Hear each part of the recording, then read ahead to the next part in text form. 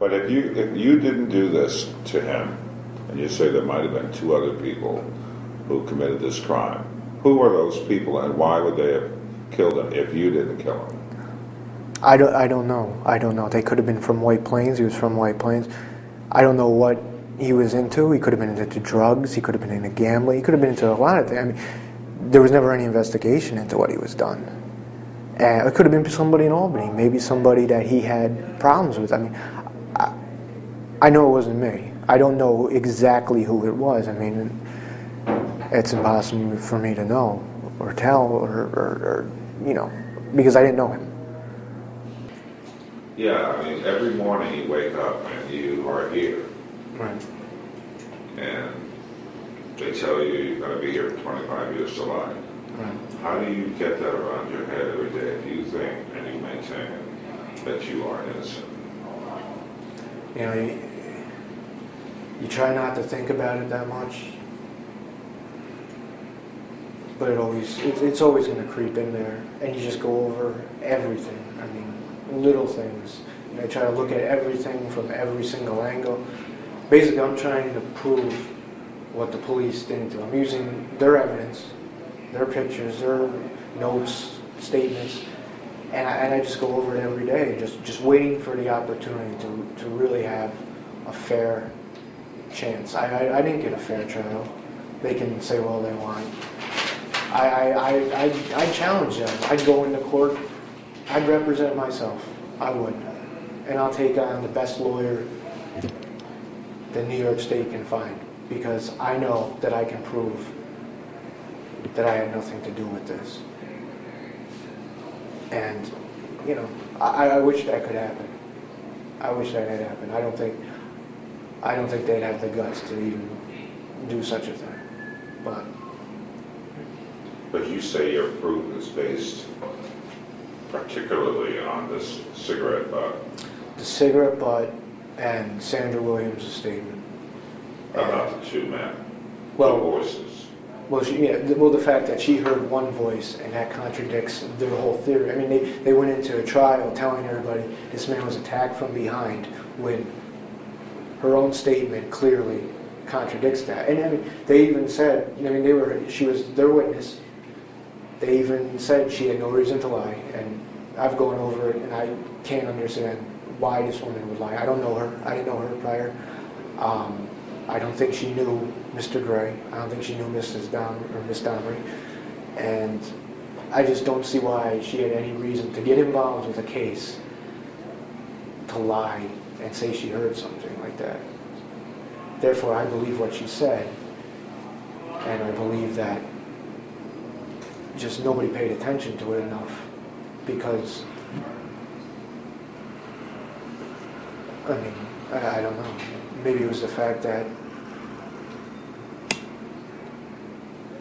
I don't know, it was just never made public. I mean, the information, her statement wasn't given to my lawyers until about 2 months after she had made the statement, and stuff like that. And I believe my lawyers didn't even catch it. They didn't even pay attention to it.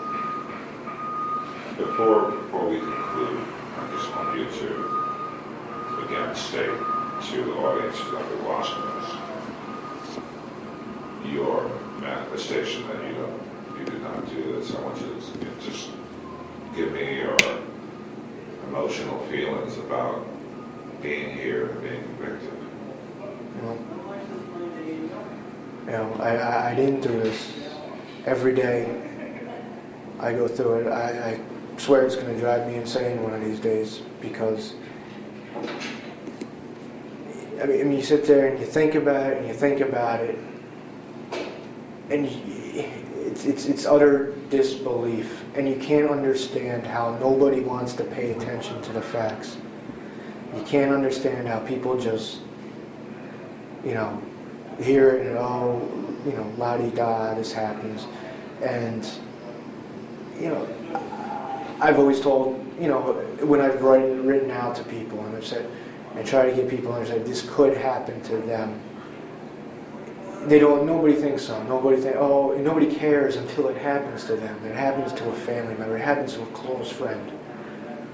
But you can be, these people can set you up. They can lie.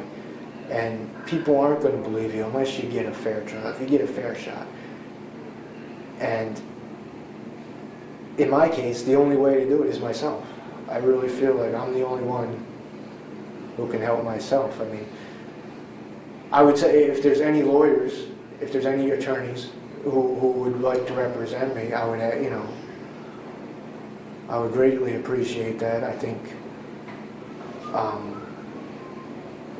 I just want to find someone that I could trust, somebody who's out to help people, not people who are just, doing it for the money, and somebody who can make a real difference. And, I think a lot of this stuff happens in Albany County.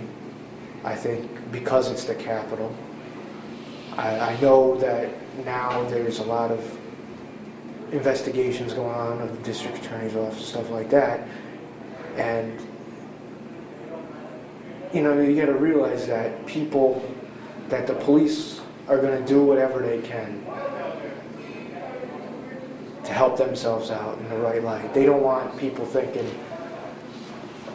people can get away with murder. They want to put a face to that, even if it's an innocent person, because it doesn't matter. Once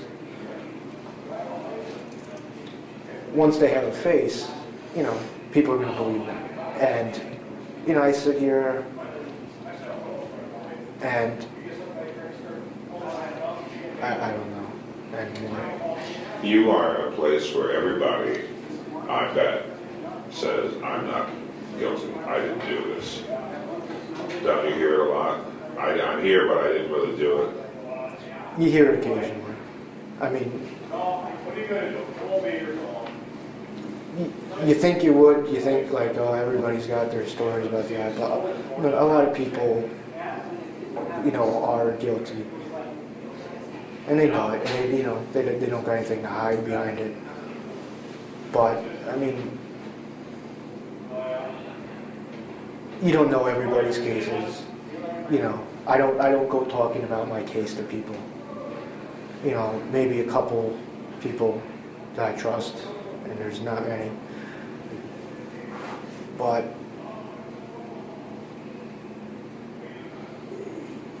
it's tough day to day. I mean, it's tough. I mean, you have your distractions. You go to work. You go outside. You go. What's the toughest time of the day for you?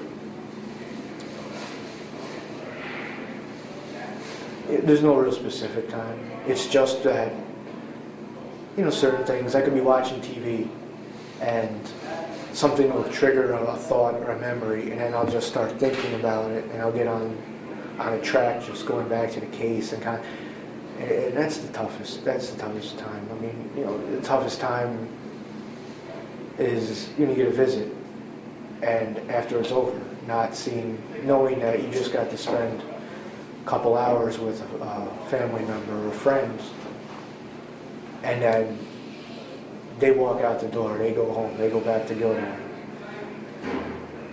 and I go back to a cage. It's tough when that happens,